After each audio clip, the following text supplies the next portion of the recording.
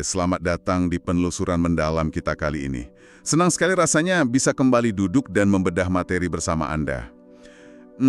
Di atas meja kita hari ini, ada setumpuk dokumen akademis yang luar biasa tebal. Ya, sangat tebal. Benar. Dan berdampingan dengan ini, ada sebuah makalah riset komprehensif yang membahas topik yang sejujurnya sangat provokatif.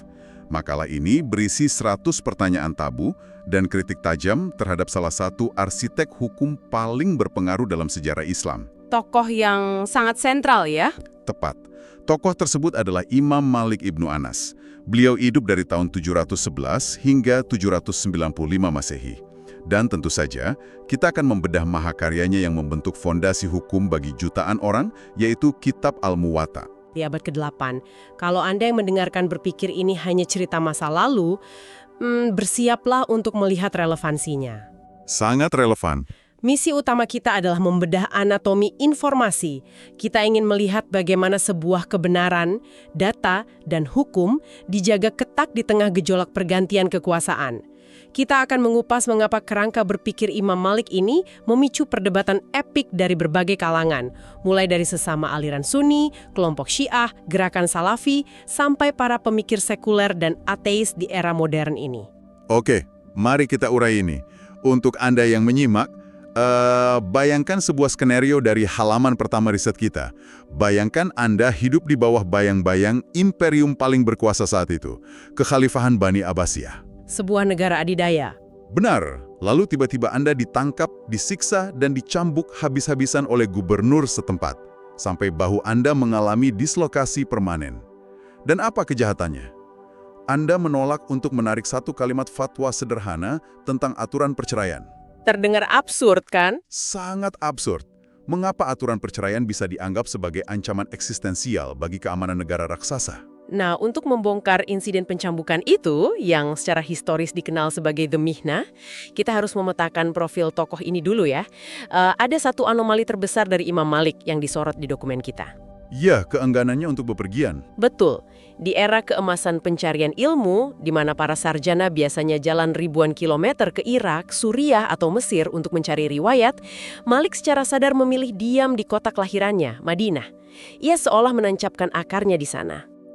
Jujur, pas membaca bagian ini, awalnya saya pikir itu sebuah kelemahan. Terkesan kurang wawasan atau lokal sentris gitu. Banyak yang berpikir begitu. Tapi dokumen ini memberi argumen sebaliknya. Iya, karena Madinah, bagi Malik, bukan sekedar kota geografis. Madinah itu ibarat arsip hidup.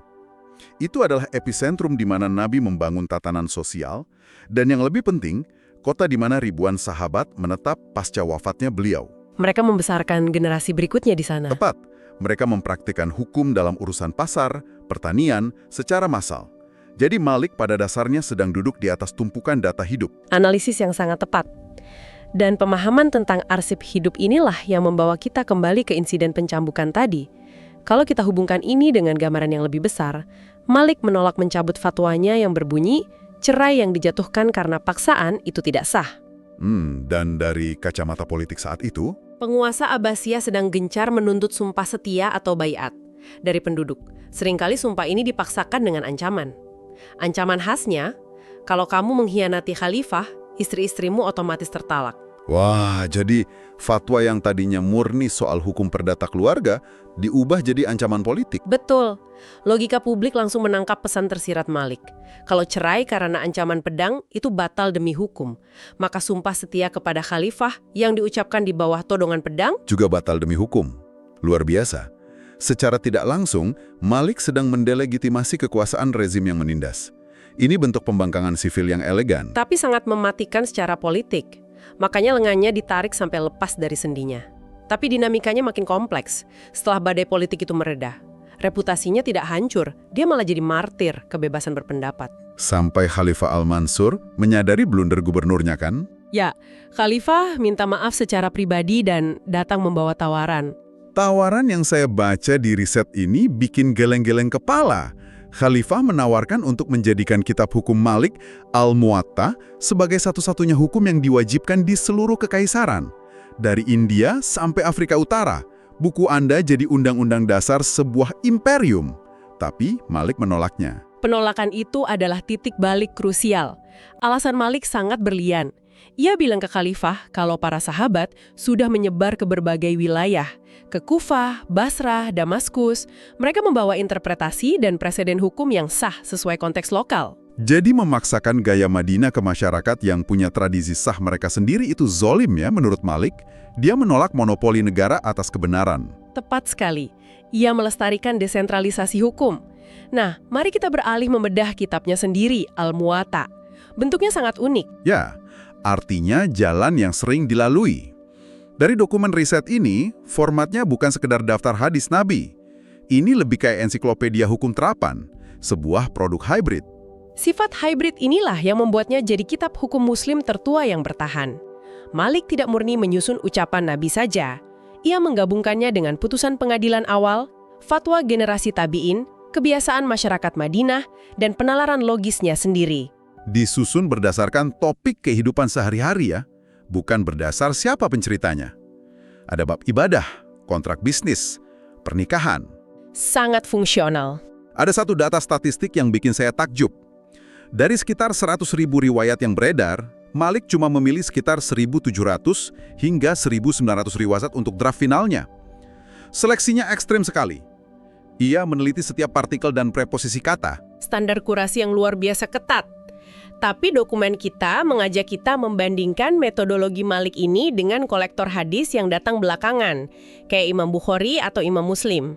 Ada perbedaan paradigma yang mencolok di sini. Betul. Bukhari sangat fokus pada verifikasi rantai transmisi atau isnad yang berskala global. Fokusnya murni melacak ucapan Nabi. Kalau ada satu mata rantai yang terputus, riwayat itu ditolak. Sementara pendekatan Malik terasa lebih praktis. Ia bikin buku panduan terapan, makanya ia rela menerima riwayat yang rantainya terputus di tengah atau yang disebut mursal. Tapi ada satu syarat mutlak. Syaratnya apa? Riwayat itu harus didukung oleh praktik nyata di masyarakat Madinah secara turun-temurun. Lahir. Ini momen aha buat saya. Di sumber ini dijelaskan, kalau ada satu hadis yang otentik, rantainya sempurna, tapi cuma diriwayatkan satu atau dua orang, hadis ahad. Dan ternyata bertentangan dengan praktik massal warga Madinah dari generasi ke generasi, Malik akan memilih praktik Madinah. Sepintas terdengar berbahaya ya membuang teks valid demi tradisi lokal. Sangat. Membuang teks demi kebiasaan terdengar radikal. Tapi mari kita lihat alasan epistemologisnya. Malik berargumen dengan matematika probabilitas sosial. Transmisi dari ribuan orang ke ribuan orang melalui demonstrasi fisik setiap hari jauh lebih kuat dan anti salah dibanding riwayat lisan dari satu orang ke satu orang. Karena riwayat lisan rentan miskomunikasi ya, kayak main telepon rusak. Tepat, rantai individual berisiko lupa konteks atau tidak tahu kalau aturannya sudah diamandemen belakangan. Ada contoh spesifik di sumber kita soal ini. Misalnya posisi tangan saat sholat. Ada teks hadis kuat yang menyuruh bersedekap di dada atau qabd. Tapi saat Malik melihat praktik ribuan keturunan sahabat di Madinah, mereka sholat dengan tangan lurus ke bawah secara rileks atau sadel. Dan Malik memilih sadel karena mustahil ribuan orang di kota itu serempak melupakan cara ibadah yang diajarkan langsung di sana. Contoh lain di pasar. Ada teks yang membolehkan pembatalan jual-beli selama penjual dan pembeli belum berpisah secara fisik. Secara teks, aturannya jelas. Tapi di pasar Madinah tidak ada yang mempraktekannya. Pedagang menganggap kesepakatan lisan sudah final. Bagi Malik, tidak logis Nabi memberlakukan aturan itu lalu seluruh pasar di kota yang sama menghapusnya dari ingatan hanya dalam hitungan dekade. Malik menolak teks itu demi menjaga kestabilan kontrak pasar.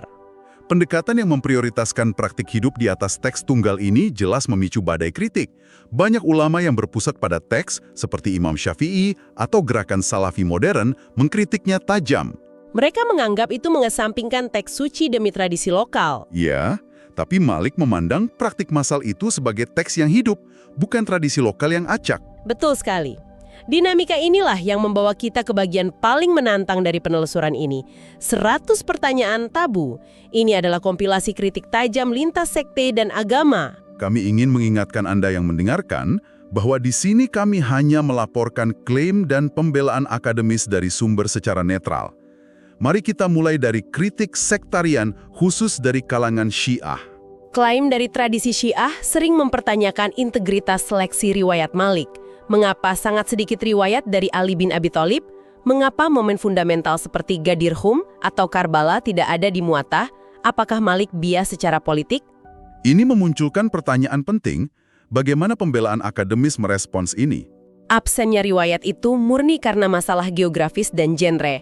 Madinah memelihara tradisi hukum perdata keseharian dari tokoh seperti Ibnu Umar, sedangkan sejarah, polemik politik, dan diskursus teologi dari Ahlul Bait berkembang pesat di Irak, khususnya Kufah. Oh, jadi letak geografisnya memang terpisah. Bukan buku sejarah politik.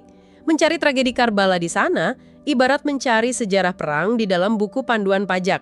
Dan jangan lupa, Malik sangat menghormati Ja'far Asy-Syadiq, salah satu tokoh sentral Ahlul Bait, dan banyak meriwayatkan darinya. Penjelasan yang sangat rasional. Nah, sekarang kita pindah ke kritik dari kutub lain.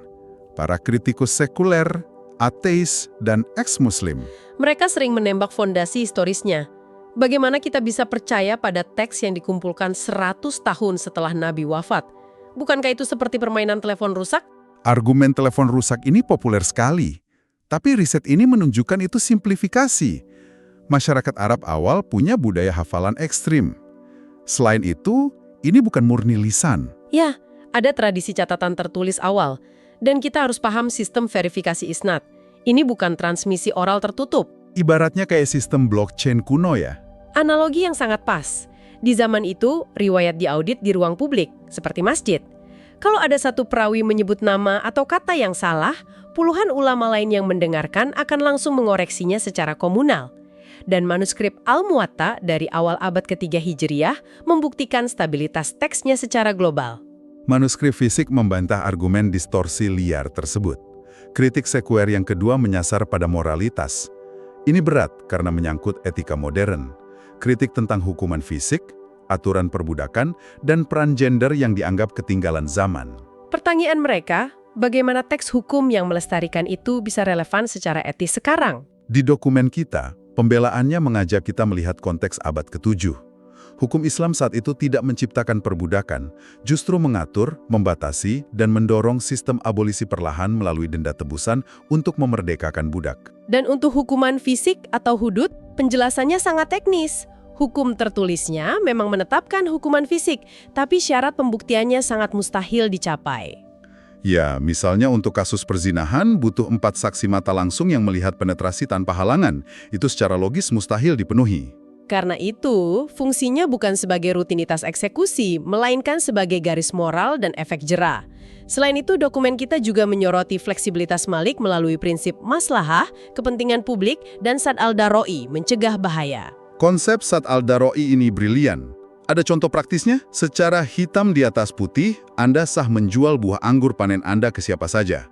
Tapi kalau Anda tahu pembelinya adalah pembuat minuman keras, Malik membatalkan keabsahan transaksi itu untuk mencegah bahaya. Ia melihat konsekuensi akhir di lapangan, bukan sekedar formalitas literalis yang kaku. Pendekatan pragmatis ini membuktikan hukumnya sangat fleksibel. Jadi, untuk Anda yang mendengarkan, mengapa materi ini penting? Kisah Imam Malik mengajarkan kita tentang dedikasi menjaga informasi yang valid dan keberanian menolak tekanan politik. Ini mengajarkan bahwa mengamati praktik kehidupan nyata, melihat konteks di lapangan, sama pentingnya dengan sekedar membaca teks tertulis. Ini cara cerdas menghindari information overload, berfokus pada apa yang benar-benar dipraktikkan. Sebagai penutup dari diskusi panjang kita, izinkan saya meninggalkan satu pemikiran tajam untuk Anda renungkan. Sepanjang eksplorasi ini, kita melihat bagaimana Imam Malik sangat mempercayai amal, praktik hidup kolektif dari sebuah komunitas fisik di Madinah. Ia menjadikannya penyaring kebenaran yang paling ampuh. Sebuah jangkar kebenaran sosial. Tepat, hal ini memunculkan satu pertanyaan besar untuk Anda bawa pulang.